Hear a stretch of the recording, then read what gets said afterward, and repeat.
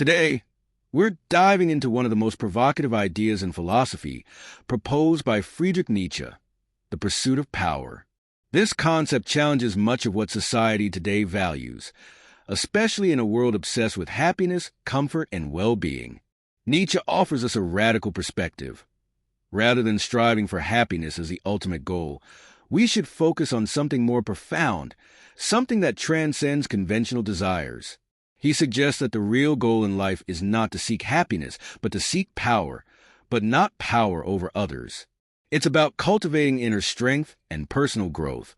In the modern world, we often define happiness in terms of a life without suffering.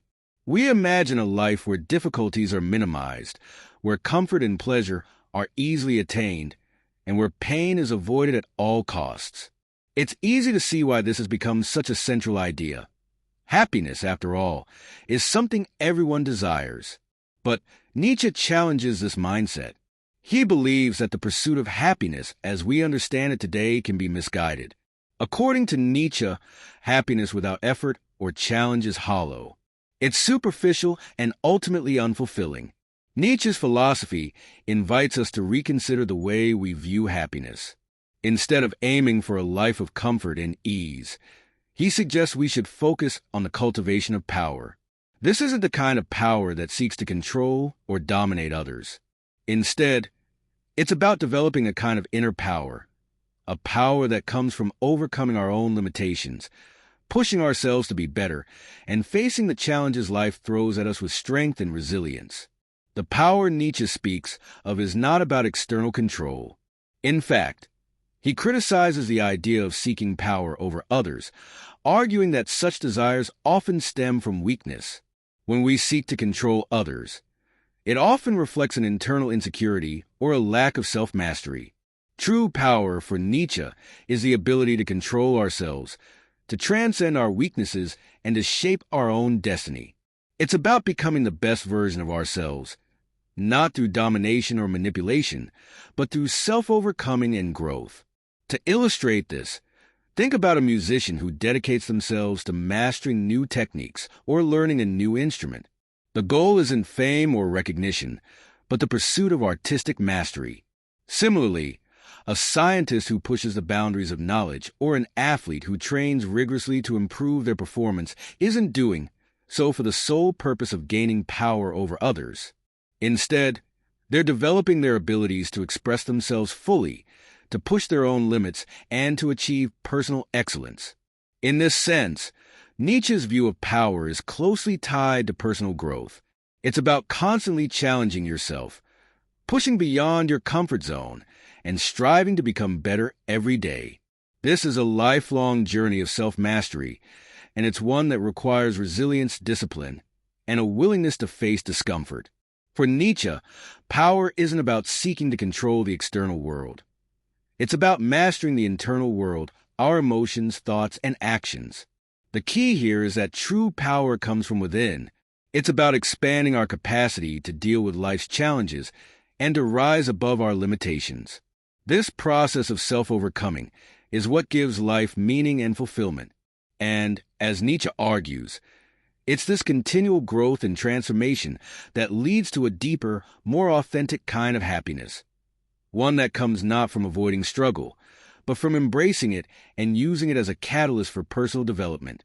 Nietzsche believes that in order to achieve this kind of power, it's essential for us to set a goal in life that is meaningful and constantly challenges us. However, he also warns against the danger of following goals that are imposed by society or others. Often, what we pursue in life isn't necessarily what we truly desire, but what is socially accepted or expected of us. Nietzsche encourages us to question this, to not follow the paths others lay out for us, but to seek our own purpose in an authentic and individual way. According to Nietzsche, the goal we choose must meet three fundamental criteria. The first criterion is that the goal must be significant enough to motivate us. It needs to inspire us, to be something we are willing to fight for, something we are willing to sacrifice for. This kind of goal is more than just a passing ambition. It defines us, pushes us to grow. Without this level of meaning, our actions become empty, and we stray from the path of true power. The second criterion is that the goal must guide us toward personal excellence. In other words, it must be something that challenges us to become better, to overcome our limitations, and to achieve our fullest potential. Nietzsche emphasizes that the pursuit of power is not just about gaining more or achieving more status, but about refining our own ability to face life's challenges and overcome the obstacles that hinder our growth. Finally, the third criterion is that the goal must be something chosen authentically by us. It should not be based on external expectations or the approval of others, but on our own desires and aspirations. Nietzsche reminds us of the importance of defining our own purpose in life and not living passively, subject to societal norms and conventions. Once we have defined a goal that meets these three criteria, Nietzsche teaches us that the next step is to commit fully to it every single day. The process of achieving this goal will not be easy. We will face doubts, difficulties, fears, and even moments of despair. The temptation to give up will be strong, and procrastination will often seem more appealing than the effort required to keep moving forward. However, according to Nietzsche, it is precisely in this resistance, in facing obstacles, that true power lies. The journey to achieving our goals forces us to develop new skills, to overcome our fears, and to grow as individuals. Each challenge we overcome not only brings us closer to our goal, but also makes us stronger and more prepared for the next obstacles that will arise on our path. Nietzsche's view goes against the idea of a life free from difficulties. He believes that suffering is an essential part of the growth process, and that by facing it with courage and determination, we can expand our personal power. Suffering, far from being something to avoid, is something to embrace as part of the cycle of self-overcoming. After all, as Nietzsche says, what does not kill me makes me stronger. In this sense, suffering becomes a tool for transformation. Nietzsche's philosophy teaches us that the pursuit of power is an ongoing, cyclical process with no definitive end, except, of course, for death.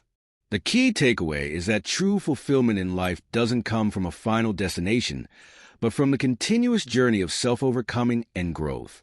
This idea might seem unsettling at first, especially in a world where we are constantly seeking closure, achievement, and ultimate satisfaction. But for Nietzsche, the joy and meaning of life are found in the process, not in a fixed endpoint. Once we have achieved a goal, Nietzsche encourages us to let go of it. We should not cling to what we've accomplished or the identity we've formed during the journey. Instead, we should be ready to take on an even more challenging task, to raise the bar higher, and to set a new goal that pushes us further. This continuous cycle of striving, overcoming, and evolving is what keeps us growing. There is no final achievement that brings permanent contentment, because true power is not about possessing something. It's about constantly pushing our limits. This is where Nietzsche's concept of will to power becomes central. The will to power is not about dominating others, but about exerting control over oneself, mastering one's own desires and limitations, and striving for constant self-improvement. It's the desire to grow, to become more, to expand our capabilities, and to transcend our former selves. The will to power is what propels us forward, and it is the essence of our vitality. For Nietzsche, happiness is not something we should pursue directly. Instead, it's a byproduct of the process of self-overcoming. Nietzsche famously said, "Happiness is a feeling that power is growing, that resistance is being overcome." So, in his view, joy doesn't come from avoiding hardship or achieving comfort. It comes from the feeling of our power expanding, from pushing through resistance and growing stronger in the process. This understanding of happiness as a symptom of power gives us a different way of approaching life. We shouldn't expect a life free of suffering and pain. In fact, the opposite is true. We should embrace suffering as a natural and essential part of the journey toward greater power. The more we overcome, the more our power expands, and with it, the deeper our sense of fulfillment becomes. Nietzsche offers an antidote to the passive, comfort-seeking approach that defines much of modern life. Instead of waiting for happiness to arrive or hoping for a perfect, pain-free life, He urges us to take responsibility for our own growth. He asks us to embrace the difficulties, the resistance, and the obstacles that come our way, because they are the very things that will make us stronger, more powerful, and more alive. In Nietzsche's vision, the true meaning of life lies not in the quest for happiness, but in the relentless pursuit of power, which is a capacity to continuously transform and overcome ourselves. Through this process, we unlock our deepest potential, and we achieve a kind of vitality that transcends anything the world can offer. Power, in Nietzsche's view, is not about conquering the world outside. It's about conquering ourselves, becoming the masters of our own fate. As you embark on your own journey of self-overcoming, remember that there's no final destination. Life is a continuous cycle of growth, challenge, and expansion. If you want to dive deeper into Nietzsche's ideas, I recommend starting with Twilight of the Idols, where he elaborates on these concepts. If you enjoyed this video, don't forget to leave a like, comment your thoughts below, and subscribe for more discussions on powerful philosophical ideas. Until next time,